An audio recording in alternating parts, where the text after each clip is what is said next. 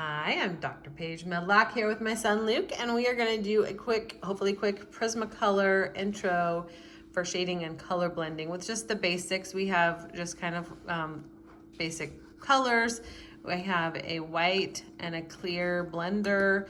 I have just a regular number 2 pencil is fine. My favorite are the Ticonderoga triangular shaped ones that fit in my hand so well. I also like a white plasticky kind of eraser. Luke has his lined up from darkest to lightest in greens. So he's gonna show a green, I'm gonna show shades of blue. He's got his Ticonderoga eraser in the shape of a pencil. We've got some things to make circles with. So we're gonna get started. Let me move my pencils off to the side. I'm gonna try and keep them in order of darkest to lightest, okay? Yes, let's put yours off to the side. Move our things. I have just a can full of different colors that I've collected over the years. I also have a set that I got a couple of my art classes. This has some nice bright colors in there, 24 count, and they were having a steal of a deal on Amazon a while ago, so that's why we picked those. All right, so we're gonna be doing something like this. This was our practice one. So now we're gonna do on a clean sheet. So Luke, we're gonna draw a circle first, just so we can have a demo of a circular shape. So you can either just freehand it. You wanna use your compass? So you can freehand a circle, or I have this cute little medicine cup to... I just poke myself with this. Yeah, try not to do that. Good safety tip. Sure, don't poke yourself with the tip of a compass. Yeah, that hurts. Okay. We also have a nice Star Wars cup we can trace. I don't think I'm going to do this big of one, but I'm just showing, you can... It's too big either. Your compass circle? Mm-hmm. Well, you can make a... And that's also not... tracing. This is terrible tracing also. That's pretty big. We have like planets and intergalactic suns and moons and whole thing. Look at that. I should have used my white eraser because my Ticonderoga one is a little ancient, I guess. We got the pencil erasing, shaking going on. Okay, so Luke, you're gonna need a smaller compass circle, and then let's get started, okay? Because this is about shading and blending, not necessarily about drawing circles. So what I've done while he's doing that, I try to pick out about 5 colors from darkest to lightest. So I'm doing blues. So I've actually got a purple, a dark blue, kind of a deep royal, a medium, that one's called true blue. I've got kind of a tealy and then this light sky blue. So I could, in my opinion, I've got a teal, and the purple is kind of like, am I gonna go more of a tealy blue or a purpley blue? You could do both, but usually you're doing one or the other. I'm not quite sure how I'm gonna do this. Let's do the tealy blue. Okay, well, Luke says, forfeit the purple. Let's do the tealy. Not gonna go with that. All right, so as you're doing that, Luke, let's try and get that circle finished, okay? It is. All right, awesome. So now I'm gonna show, you wouldn't normally do this on a drawing, but I'm gonna do an arrow saying my light source is coming from this direction. Maybe this is the sun. And then it's gonna hit about right here on my object, right? So let me erase that because I don't actually want pencil in my lightest spot. I'm just trying to show you, this is about where my lightest spot is gonna be on my circle. So now of my 5 blues, nice light source, Luke. Okay, so that means, Luke, if that's your light source, where's your darkest area of the circle? Right here. That is correct. Correct to move that, my friend. What I do is take my medium, my middle color. So find your middle green, Luke. And some people start with the lightest, some people start with the darkest. I am kind of a middle. I like to, be moderate. There's no middle. I have 6. Well, take away your light yellow and just do the greens for now. We might come back to your yellow. I don't know. All right, so already I'm working. So you need to catch up, my planet maker. What I'm doing here is I'm holding my pencil like this. I'm not holding it like this because I don't want to have pencil lines, right? I want to have like a field of color, a swath of blended color instead of pencil lines, right? I just want color. And if I want to have texture, which I usually do, but on this nice round glossy sphere, I don't want texture. I want smooth texture. I just want smoothness, glossiness by the time I'm done. So we might do a different one where we show texture of something. Like if you were doing a leaf or a tree or a flower or a squirtle or something, then you might want to have more like, you know, texture going on with your lines. But this, I'm intentionally trying to keep smooth, and I'm trying to honor the overall form of this round sphere. And so my lines that I'm drawing with are kind of curved. Luke, are you making yours kind of curved? Mm-hmm. Your lines? Awesome. Okay, so all I've done so far is my medium blue, and I've already started to show some shading, right? I'm going from light to dark.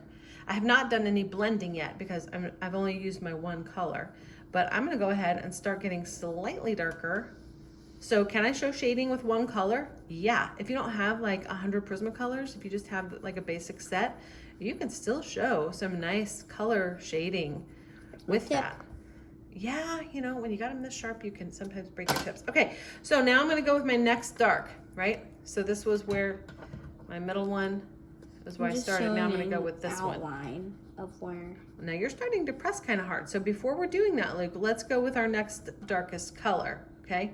I love your shading, but I wanna see, before we're pressing and starting to make it like that waxy feel, we want it to just start building up. Now I'm color blending, right? Because I've got two different blues going on. So I've chosen my second darkest, not my deepest darkest. And I'm still doing some roundy kind of pencil lines because I want it to still, I don't want to flatten out my round object. So I'm still going lighter to darker, roundy. I'm starting to press a little harder around the edges where I want it to be the darkest. Remember, this is my lightest, so this is going to be my darkest back here. So I'm pressing harder and using darker. Those are my two key ways of shading with a Prismacolor, is that I'm pressing harder and I'm choosing a darker color, right? Okay, so Luke, good job. Now I am going to go with maybe my medium, my second lightest. I like to kind of go back and forth between layers of light and dark so that I can kind of control how they build up. This would be it? Yes, that's right. So now you're gonna go up with your medium. You can kind of, you know, you might find that you like going from dark to light or light to dark. There goes my tip. There goes the tip. Oh, there goes my other side. Okay, well, be careful with it because you don't want it to like There goes two more sides. inadvertently color your paper. Okay, so I'm building up, I'm layering. Does this take a little time? Yeah. Is it meditative? Yeah. Does it make a nice effect? Yes. Okay, so that was my second lightest. Now I'm actually gonna go with my darkest, which in this case, Luke, is you chose to get rid of the purple. I was about to say the purple, but you went with the teal route, so that's fine. So now I'm actually holding this one more like a pencil, like up and down, because I don't want this to have a thick area of the darkest, and I want to be able to control the pressure a little bit darker. How you doing over there, Luke? Okay. You're pressing hard now. You're like a step ahead of me, I think. Now, we do want a little bit of light green around this white. Maybe with your second lightest. Lightest, this? Your lightest and your second lightest. Okay, so I'm starting to press a little harder. I need to get a little bit more darkness over here because I'm like, where my hand and the camera are making me sort of unintentionally make this side darker instead of the back bottom. Is that good? Yeah, that's good. All right, so are you leaving this completely white? Or are you gonna do some light green on that? Probably gonna do some light green. Okay, so some people will do this, you know, from the sides. That's great. Some people will hold it like more like a pencil, and you might do several different variations of this. Some people do in lines and kind of build up. Like I'm gonna cross over that one, cross over that one, cross over that one. Some people do more like a scribbling or scumbling kind of effect where it's more rounded, right? And then of course you can know other shading techniques like hatching, cross hatching, pointillism. But this one we're just trying to show a field of blending. Okay, so Luke, what are we gonna do? Now we're gonna go to our lightest one, right? Because I've done my darkest. Am I happy with how dark this is? Maybe this. Pretty happy. I might even go like this? I would use your lightest sage, maybe. Okay, Alright. so we're gonna go to blending next. Blending, some people call this burnishing. I usually think of that as like a ceramics term, but it basically is that, where you're sort of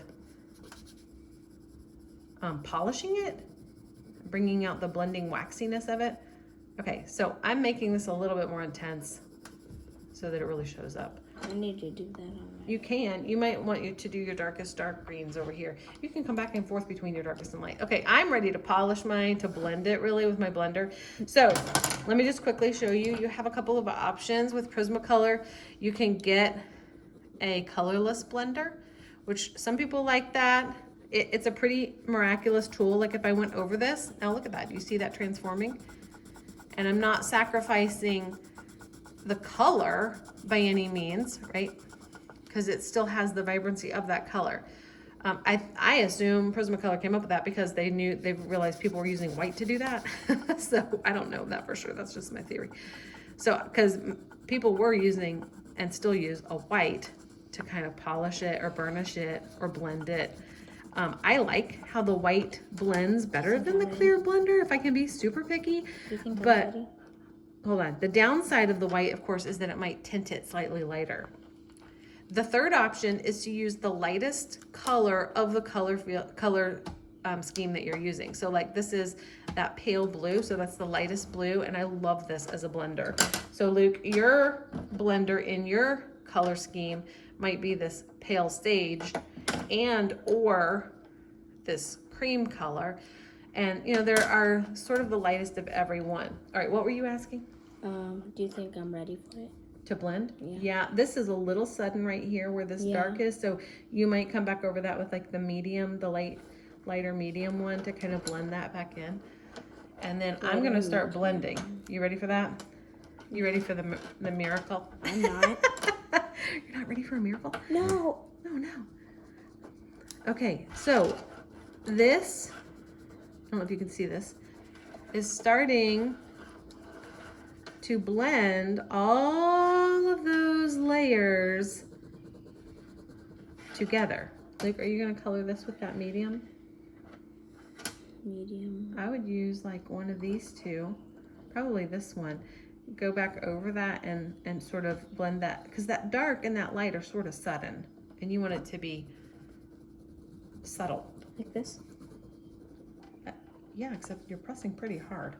And we're not pressing hard until we're blending with our blender. Okay, so I've been going around this edge. Let me move my camera here so you can kind of... All right, how you doing? Are you ready to blend? I think so, but You can what see do where you I think? have blended and not blended yet. Yes, I do. Yours is almost kind of already blended because you've been pressing hard with some of yours already, which is fine. But let's see you do it with your light one now to really blend those together. I'm trying to kind of still go in like a curved fashion. It's harder to do when you're blending it, but I don't want to flatten out this spherical object. So I'm trying to kind of keep it rounded and also blend pretty much. The pressure is on, right? Right, Luke? Yeah. We're adding pressure at this point. This- Okay, how's that look? I think it's pretty good. I do too. Better than it did. That's pretty good. What do you think? I think yours is better. Well, thanks. I've had a few more years practice, but I think yours is pretty amazing. All right, should we end this one and maybe do a little more texture on a different one? I think so. All right, that's it for now. Luke, can you say, good job, everybody, go practice. Good job, everybody. Go practice. All right, awesome. See you later.